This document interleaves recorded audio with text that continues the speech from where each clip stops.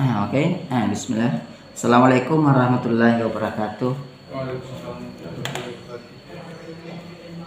Selamat berjumpa kembali. Ini lebih ke bincang-bincang saja ya, karena pesertanya cuma kita ini.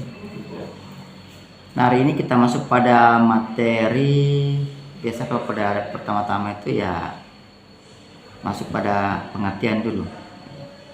Pengertian dan tujuan hukum acara perdata itu dibentuk. Nanti dari pengertian itu sudah akan tergambar apa sih tujuan dari hukum acara perdata itu diadakan. Hari ini saya akan memberikan beberapa pandangan dari pengertian hukum acara perdata. Antara lain yang pertama saya ambil dari Priyono Projodikoro, yaitu Sena Wirjono ya. Wirjono Projodikoro, beliau mengatakan bahwa hukum acara perdata adalah rangkaian peraturan-peraturan yang memuat cara bagaimana orang harus bertindak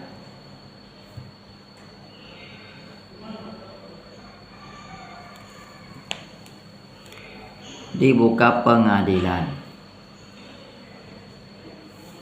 dan cara bagaimana pengadilan itu harus bertindak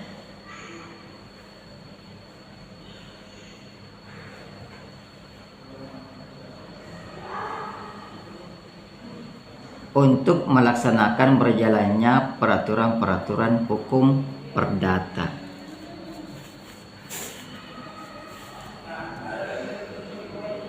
Nah, jadi Wirjono Projodikoro ini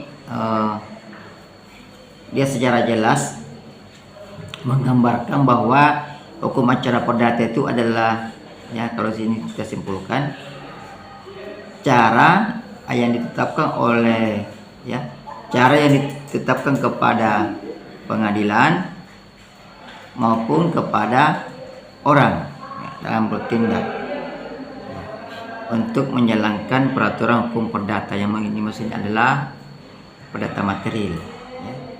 Nah, pada kuliah hukum perdata yang lalu saya sudah pernah terangkan bahwa hukum perdata itu ada dua pengelompokan.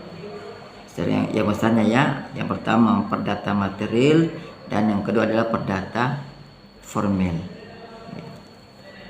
Perdata formil itu yang kita sebut juga istilah hukum acara perdata. Itu.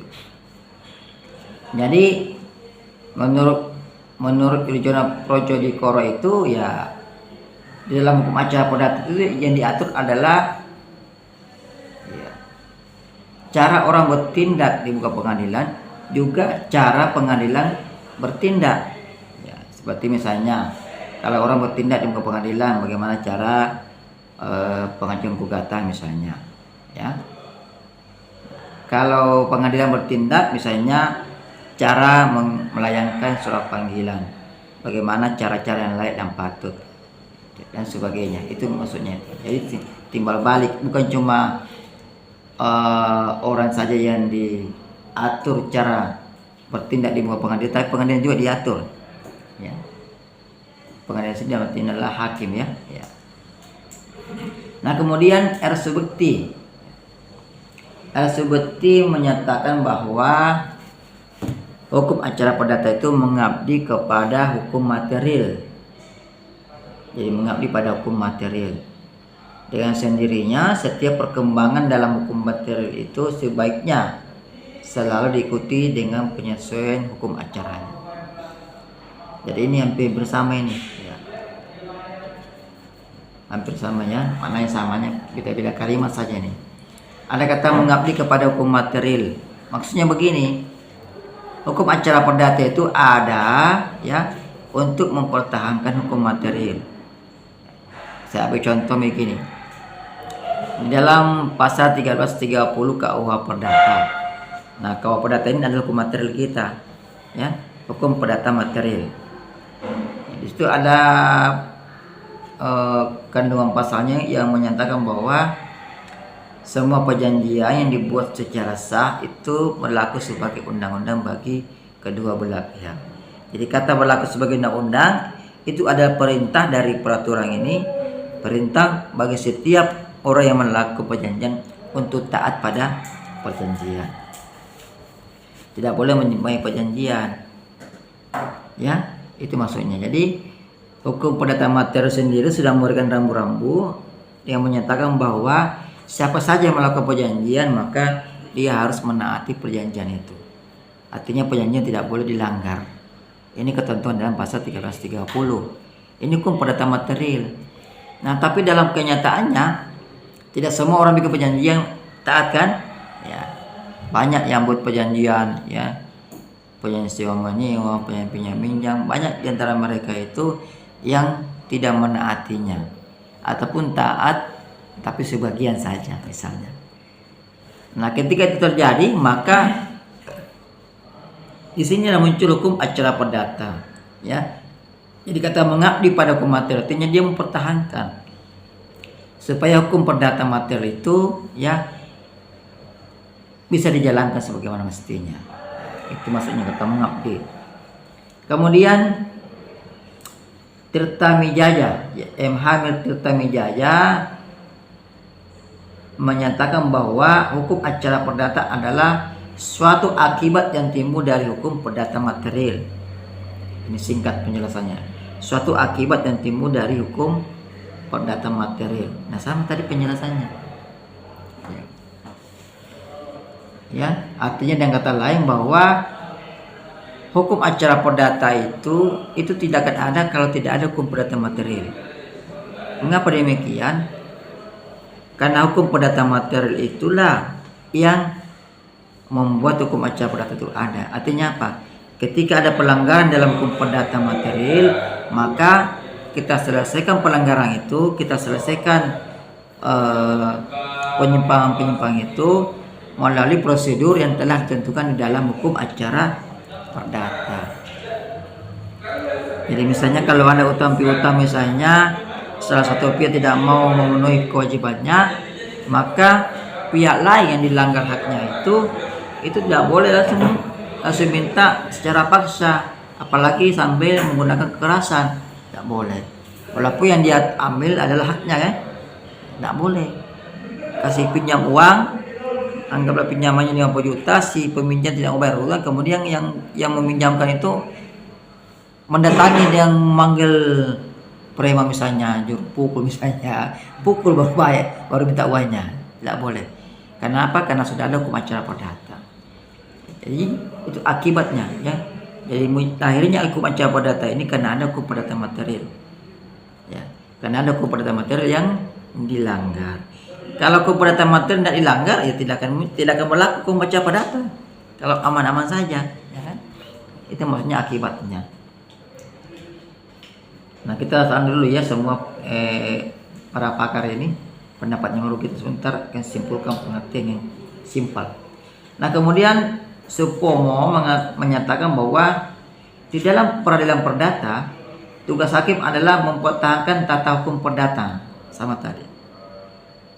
Jadi dalam peradilan perdata, ya, tugas hakim adalah mempertahankan tata hukum perdata dan menetapkan apa yang ditentukan oleh hukum dalam suatu perkara. Ini sama tadi maknanya. Nah, kemudian Sudipto Mertokusumo beliau menyatakan bahwa hukum acara perdata adalah peraturan hukum yang mengatur bagaimana caranya menjamin ditaatinya hukum perdata material. Sama juga yang pertama-tama tadi. Bagaimana cara mengatur, ya, menjamin ditaatinya hukum perdata material dengan perantara hakim atau perantara hukum yang menentukan, ya, bagaimana caranya menjamin pelaksanaan hukum perdata. Sama intinya. Jadi intinya hukum acara perdata itu, ya, dia ada, ya, untuk mempertahankan hukum perdata material. Hukum perdata material itu induknya adalah kitab undang-undang hukum perdata. Ya, ada juga masuk di undang-undang perkawinan. Ada juga masuk di undang-undang kepailitan. Jadi jangan terlalu terfokus bahwa hukum perdata material adalah semata-mata kitab undang-undang hukum perdata, enggak. Ya, yaitu tersebar kemana-mana itu. Ada di undang-undang ketenagakerjaan, itu juga hukum perdata. Iya. Masalah perburuan, ya, masalah perkawinan, masalah warisan, ya, masalah perjanjian dan sebagainya, itu masuk dalam hukum perdata. Nah, ketika ini dilanggar, ya, maka lahirlah hukum acara perdata. Nah, selanjutnya menurut Abdul Qadir Muhammad, ini beliau menyatakan bahwa hukum acara perdata adalah peraturan hukum yang mengatur proses penyelesaian perkara perdata lewat hakim sejak dimajukannya gugatan sampai dengan pelaksanaan keputusan hakim. Nah, sama. Jadi semua menggunakan perantara. Perantara isinya adalah hakim. Jadi dalam pelaksanaan hukum acara perdata itu, hakimlah yang menjadi perantara antara para pihak. Itu ya. Nah, dari pengertian ini dapatlah kita simpulkan apa sih tujuan dari dibentuknya hukum acara perdata itu. Tadi saya sudah singgung sedikit, ya. Hanya belum saya sebutkan itu ini maksudnya tujuannya. Namun sebelum masuk pada tujuannya, saya ingin menyimpulkan terlebih dahulu secara umum dan gampang diingat apa itu hukum acara perdata. Jadi secara umum, ya, dari sekian banyaknya ini para pakar, kita bisa simpulkan bahwa hukum acara perdata adalah serangkaian peraturan. Kalau saya bilang serangkaian peraturan berarti lebih dari satu peraturan, ya. Serangkaian peraturan hukum yang mengatur cara untuk mempertahankan hukum perdata material. Jadi, ya, serangkaian peraturan hukum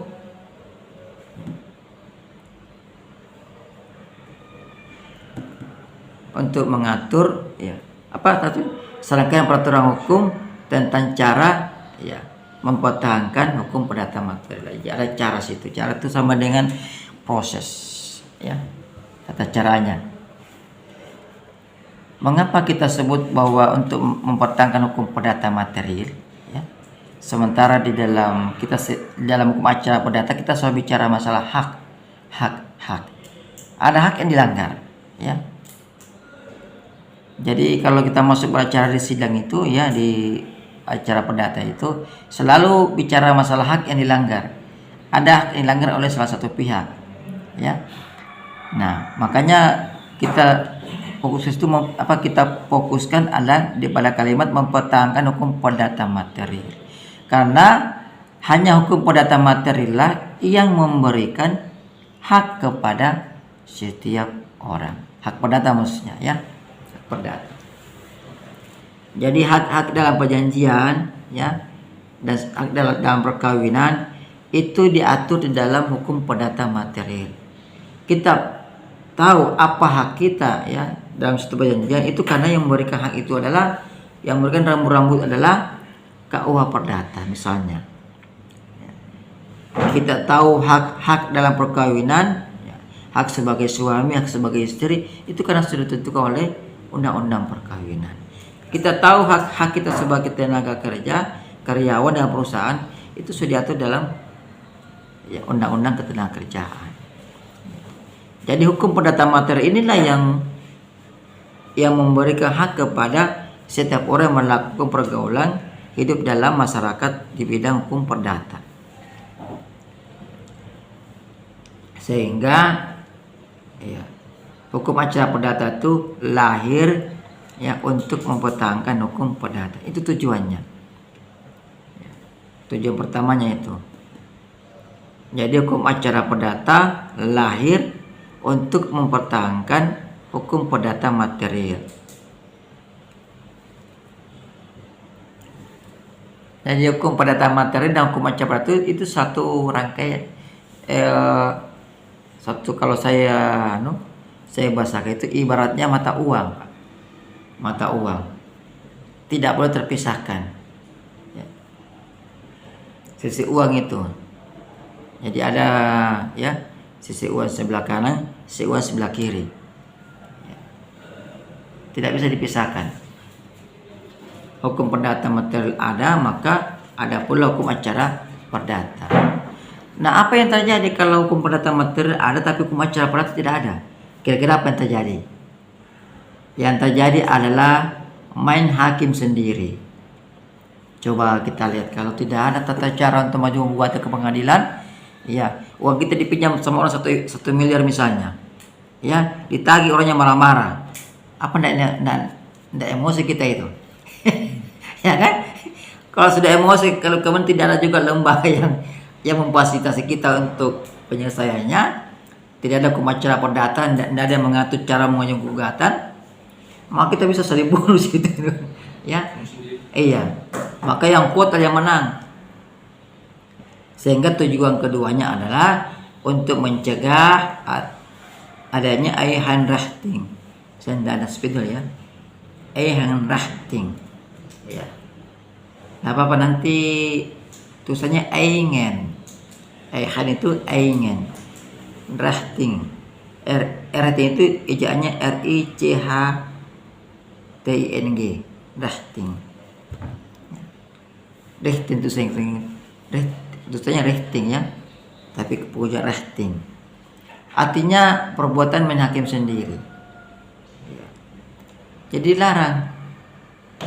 Apa dimaksud perbuatan main hakim sendiri? Ya, secara gampangnya perbuatan main hakim sendiri adalah suatu perbuatan untuk mengambil haknya sendiri tanpa melalui prosedural. Ya, tanpa melalui prosedural.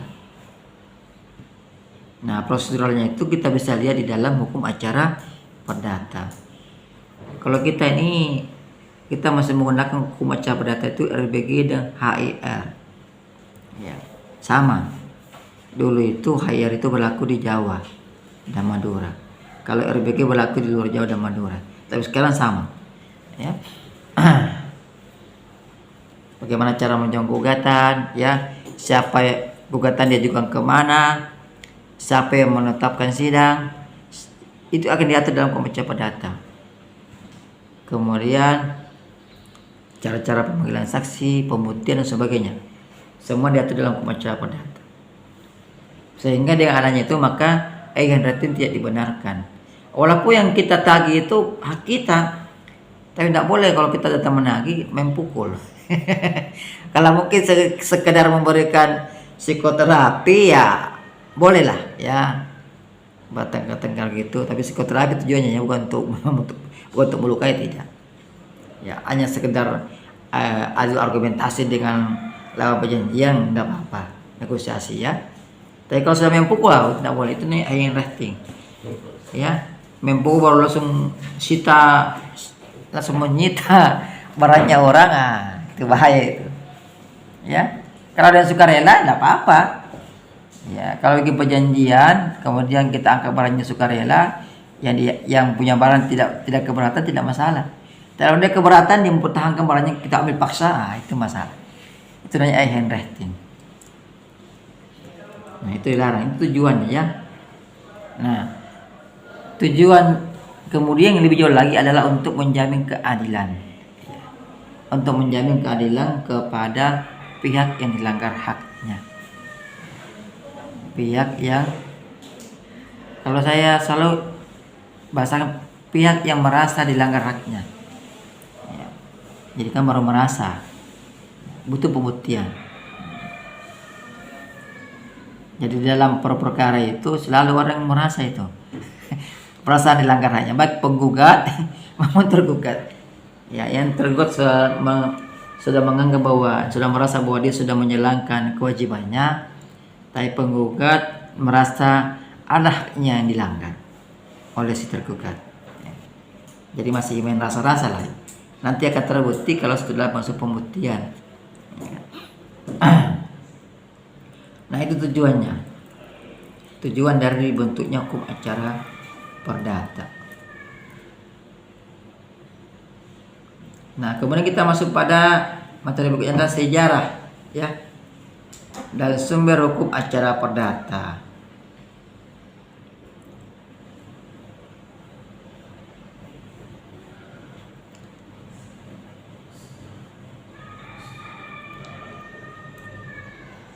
Nah, di Indonesia ini, ya, pedoman kita dalam beracara di bidang hukum perdata itu masih menggunakan model lama, Pak. Masih model lama adalah masih peninggalan Belanda. Ya, Belandanya sudah pergi, tapi produk hukumnya masih kita pakai di sini.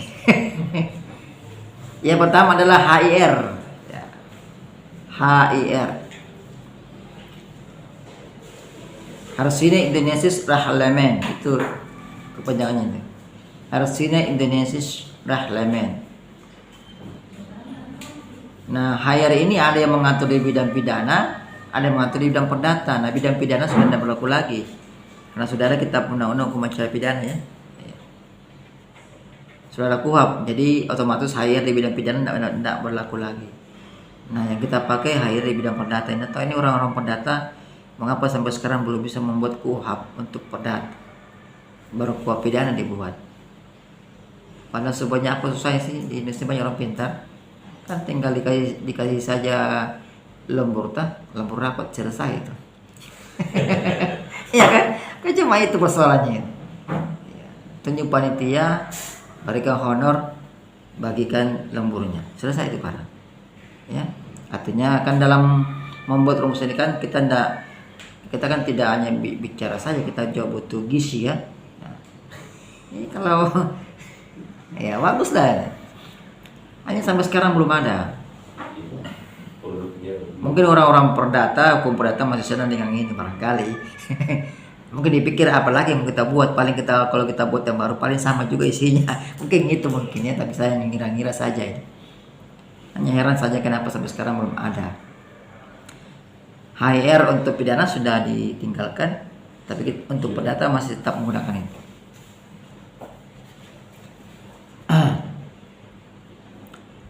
Itu, ya. Nah, kemudian yang kedua itu sumber kedua adalah RBG. Ya. Reglement Wetboetingwesten. Ya.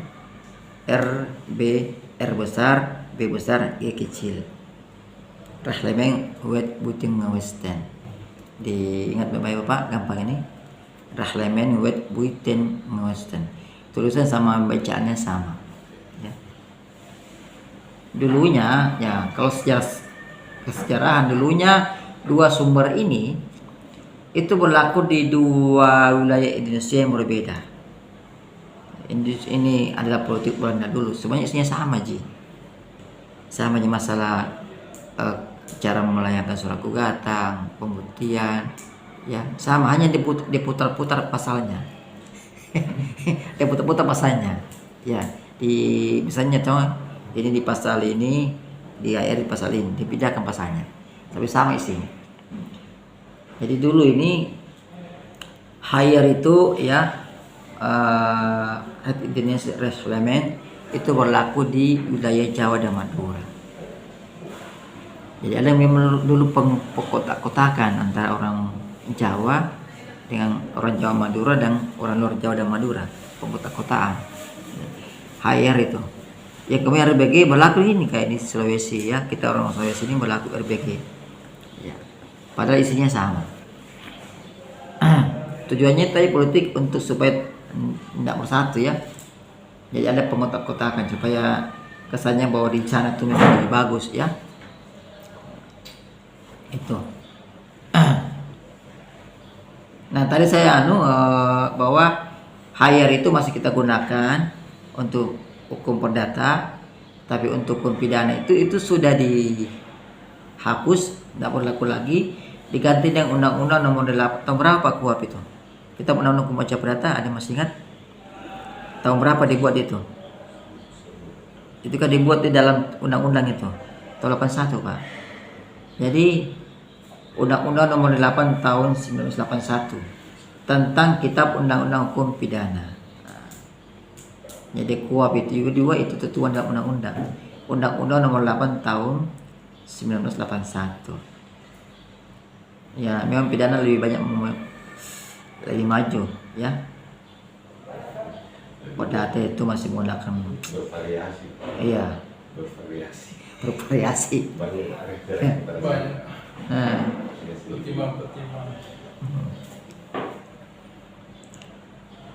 Nah, Harsina Indonesia Rahlamen atau hire ini, ya, itu kalau kita artikan itu ada Rahlamen Bumi Putra. Rahlamen itu peraturan, Pak, ya, sama dengan peraturan. Jadi peraturan Bumi Putra. Perancangnya adalah Mr. H.L. Wichers. Ya. Mr. ini Mr. ini bukan nama, ya, bukan panggilan orang, ya. Mr. ini adalah gelar. Gelar apa itu? Sarjana hukum. Ya. Jadi kita dulu sarjana hukum itu gelarnya Mister. Satu. Iya, S1. Ya. Hanya di zaman Soekarno itu diganti. Ya. Diganti menjadi sarjana hukum. Ya, karena dianggap Mister itu terlalu peninggalan Belanda, diganti. Waktu itu Mr. H.L. Wichers itu menjabat sebagai Hooggerechtshof, ya, artinya badan pengadilan tertinggi di Indonesia di zaman Belanda. Kalau sekarang Mahkamah Agung, ya. Itu. Jadi berlakunya di ini, ya.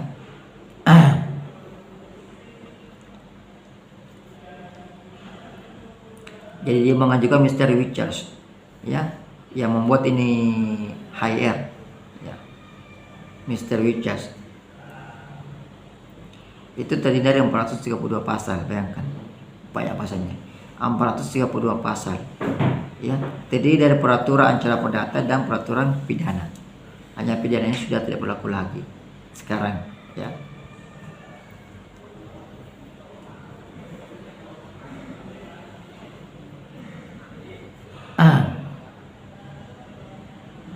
Nah, selanjutnya, sejak berlakunya dua sumber hukum perdata itu, dua sumber hukum acara perdata itu, maka di zaman Hindia Belanda ini, kita kembali ke sejarah, ya.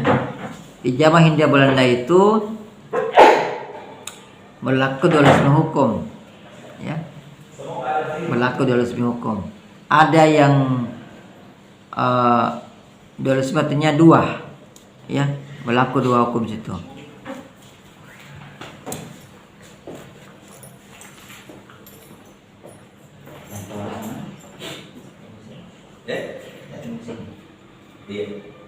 Oke. Masih aku primo. Oh, banyak di atas. Banyak. 30 dasar.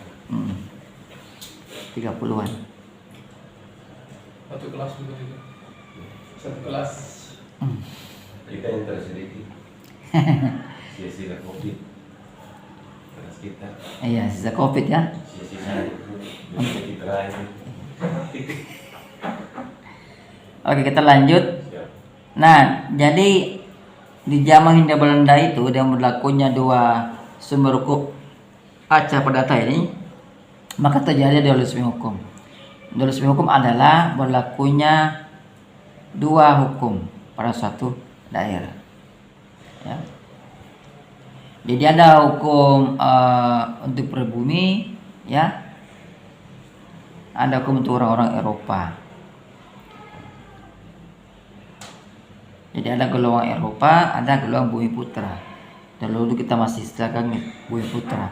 Ya kita nih orang Indonesia dipanggil Bumi Putra. Ya, Bumi Putra. Maka sekarang ada tuh asuransi Bumi Putra. Ya, mungkin asuransi lama itu. Nah, peradilannya pun juga ada dua, ya. Ya. Ada peradilan gubernamen, ya.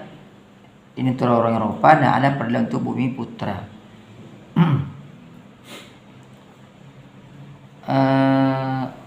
Peradilan untuk golongan-golongan Eropa itu yang ada peradilan gubernamen itu pada tingkat pertamanya disebut dengan Raad van Justitie. Ya. Raad van Justitie, tulisan sama ejaan sama. Nah, sedangkan untuk golongan Bumi Putra disebut Landraad. Ya, jadi kalau pernah Landraad berarti itu Bumi Putra, ya. Ya itu perbedaannya dulu.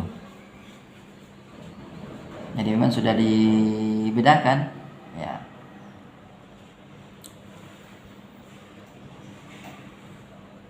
Nah, kemudian HR dan RBG itu di zaman Hindia Belanda, di zaman penjajahan itu berlakunya di dua tempat juga yang berbeda. HR berlaku di wilayah Jawa dan Madura. Dari mana dulu Jawa dan Madura selalu disatukan itu. Jawa dan Madura, ya, kan sama-sama wilayah Jawa, ya. Jawa dan Madura. Sedangkan RBG berlaku di luar Jawa dan Madura seperti kita ini. Indonesia bagian, orang bilang Indonesia bagian timur, ya. Timur. Iya. Sulawesi, ya, dan sekitarnya, ya. Apalagi Mas itu? Papua, ya. Itu berlaku RBG. Padahal semuanya isinya sama aja.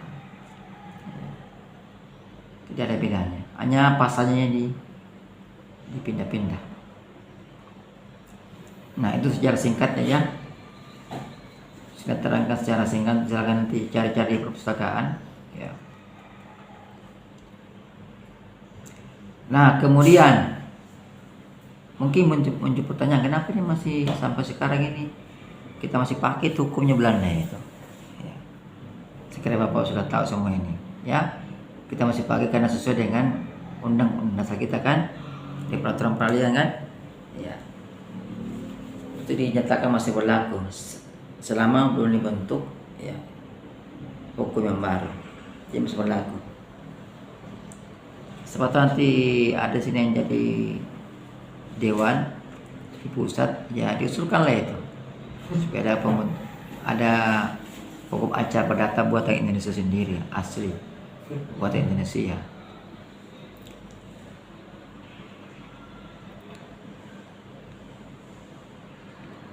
Oke, ada pertanyaan silakan. Kalau ada pertanyaan, kita masuk pada asas-asas hukum acara perdata. Ini perlu dipahami betul ini, karena biasa asas ini menjiwai peradilan. Yang pertama adalah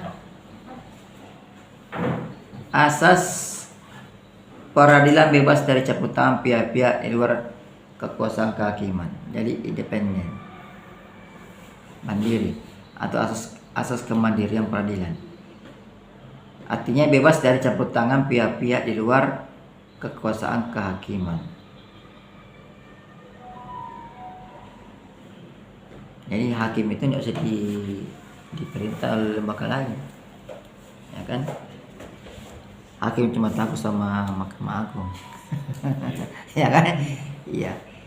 Maka presiden pun tidak bisa memerintah hakim, tidak boleh. Kemandirian, ya, independen.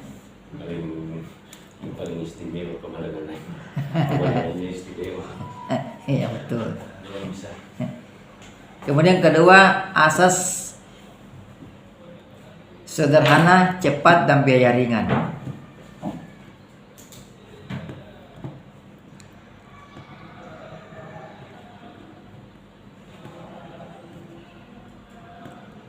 Sederhana, cepat, dan biaya ringan. Maksudnya dalam proses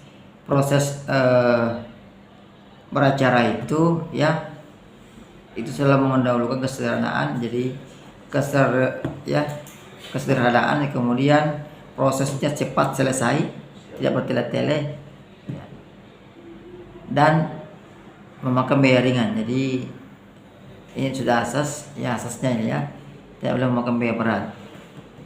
Namun asas ini apakah betul-betul terlaksana, itu kita lihat di lapangan, ya kan? Kalau cepat, sekarang ini untuk urusan perdata itu kadang 5 bulan itu satu perkara. Nah, apakah dikategori cepat apa tidak, ya masing-masing individu, ya. Dengan asas cepat ini maka sekarang ada namanya gugatan apa lagi? Gugatan sederhana dan gugatan biasa. Kalau masa utang piutang itu di bawah 500 juta itu harus selesai dalam waktu 1 bulan 30 hari harus putus, ya. Dia masuk dalam gugatan sederhana. Itu utang piutang yang kalau objeknya di bawah 500 juta, kode selesainya itu sudah gugatan biasa. Ya lama itu gugatan biasa. Kadang-kadang makan 5 bulan, 6 bulan, apalagi kalau perkara-perkara tanah, ya, masalah perbuatan melawan hukum, lama itu, ya, 5 bulan, 6 bulan. Pada itu kita sudah sidang sekali seminggu, itu sudah sidang. Tiap 1 kali 1 minggu. Kemudian berikutnya asas objektivitas. Asas objektivitas. Maksudnya asas ini mengharapkan bahwa dalam setiap persidangan, ya, hakim bertindak objektif, ya, tidak memihak.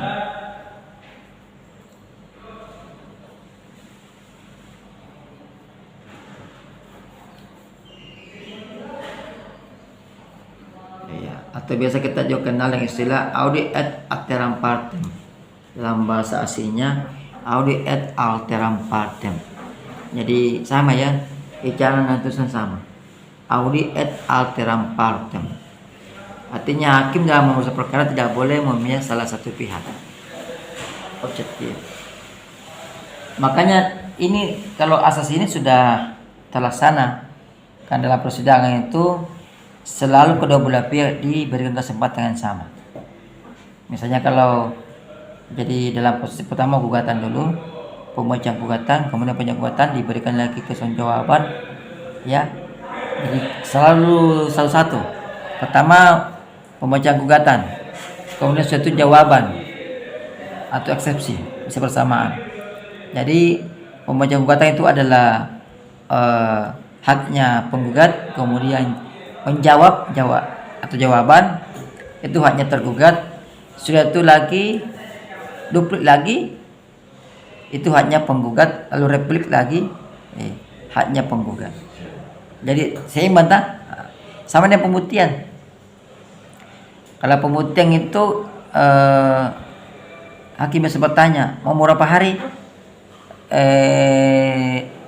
untuk memanggil saksi, apa, untuk menghadapkan saksi, ya bisa ditanya.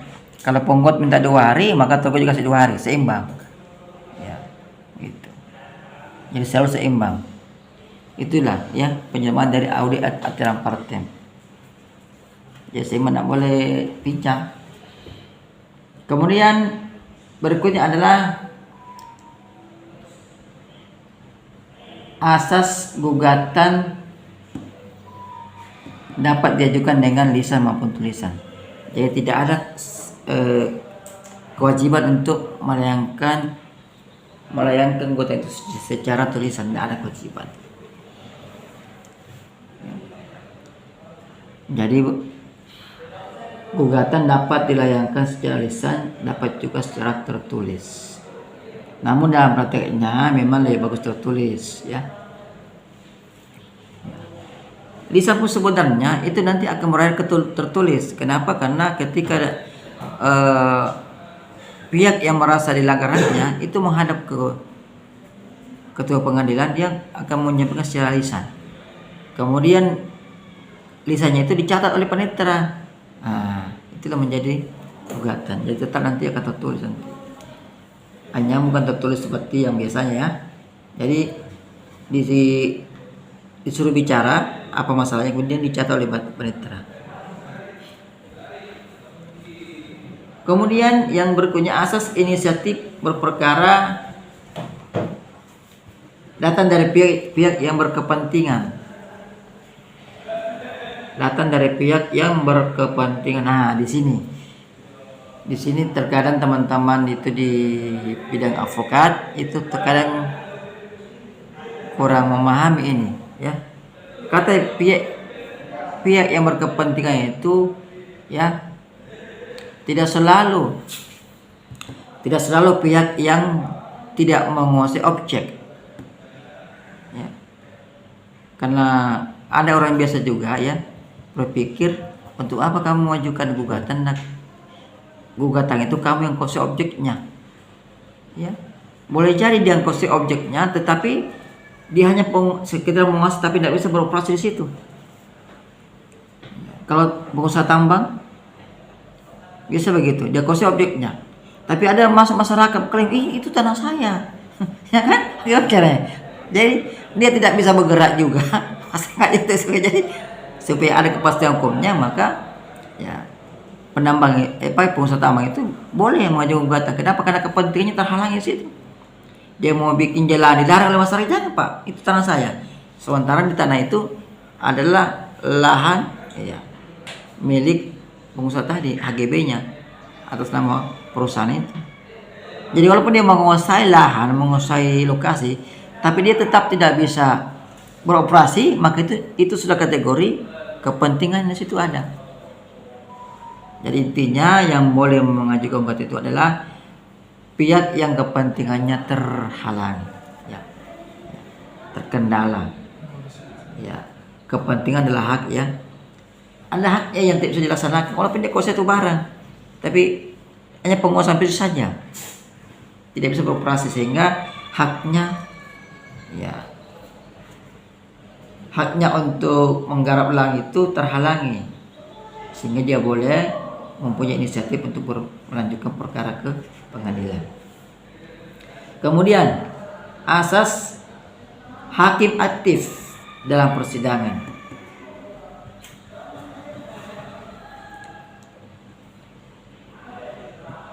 Hakim aktif dalam persidangan atau pemeriksaan.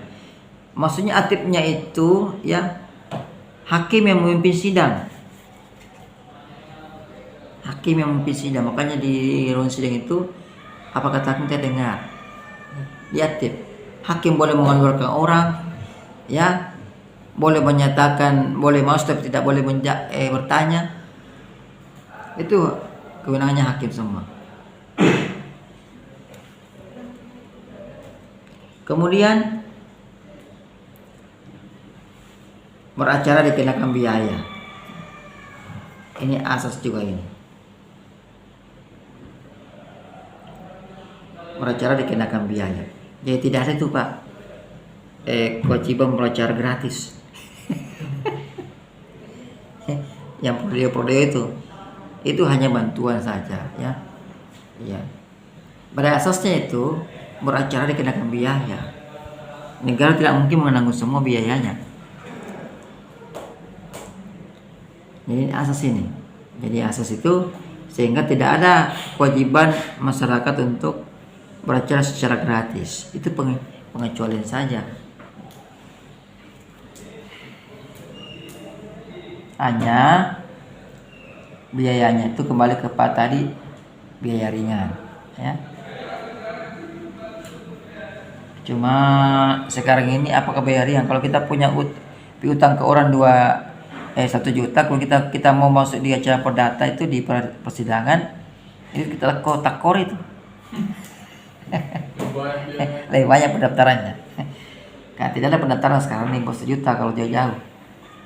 Nah, kalau cuma ngutang orang 1 juta, kalau kita mau bawa ke pengadilan, lebih besar biaya pendaftarannya. Kemudian berikutnya sifat terbukanya hakim. Asas sidang dinyatakan secara terbuka. Nah, ini konsekuensinya. Ya. Kalau sidang nyatanya terbuka itu putusan bisa dianggap tidak punya kekuatan hukum, kecuali dalam hal tertentu ya, seperti eh, perkara-perkara perceraian boleh tertutup ya, perceraian tentang anak, perkara tentang anak boleh tertutup ya.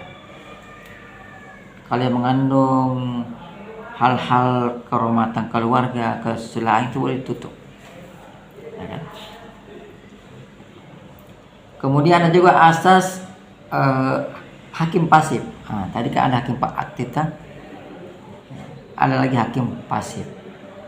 Hakim pasif artinya ya, asas yang menyatakan bahwa hakim dalam memutus perkara tidak boleh melebihi apa yang diminta oleh para pihak.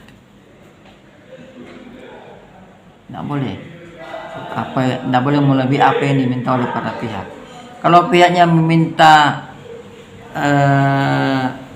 pembebasan lahan ya, atau hakim meminta pihak meminta, misalnya penggugat ya meminta ganti rugi sebesar 5 juta ya, hakim tidak boleh mengabulkan lebih dari itu ya kan ya. Sama kalau tergugat juga minta itu. Jadi perlu dipahami bahwa dalam persidangan perdata itu yang meminta bukan cuma penggugat, tetapi tergugat pun itu meminta ya, harus diminta. Apalagi kalau terjadi rekonvensi ya, dia pasti akan meminta juga permohonan kepada hakim. Nah kemudian asas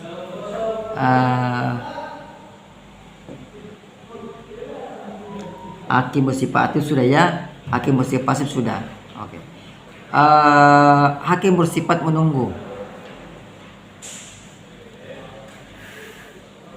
Hakim bersifat menunggu. Artinya hakim tidak boleh mencari-cari perkara.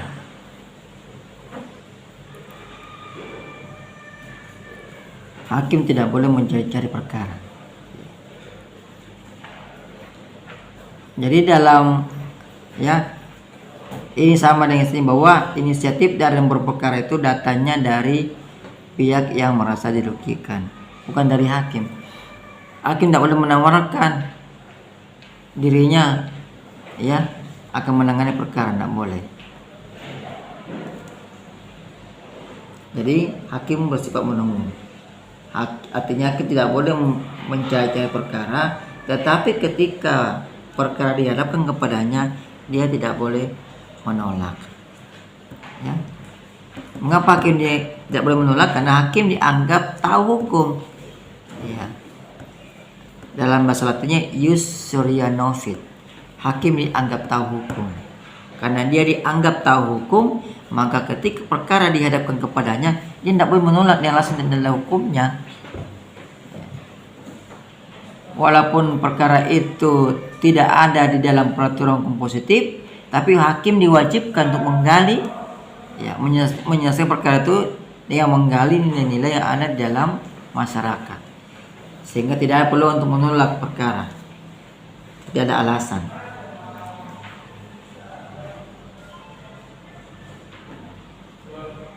Nah itu saya kira. Nah terakhir materi hari ini terakhir, sumber-sumber hukum acara perdata.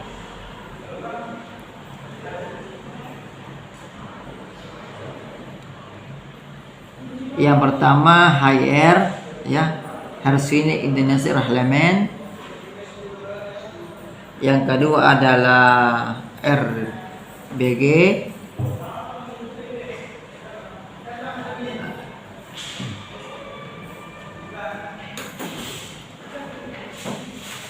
Yang ketiga ada adat kebiasaan, doktrin,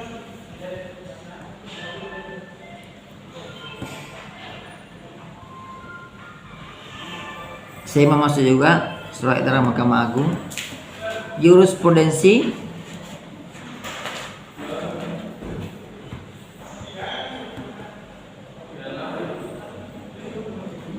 undang-undang tentang kehakiman,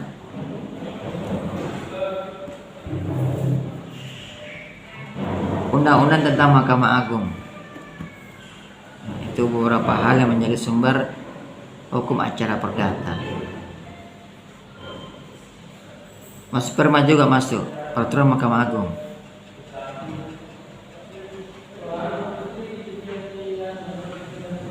Nah, itu menjadi sumber ya. Sampai jumpa pada pertemuan berikutnya.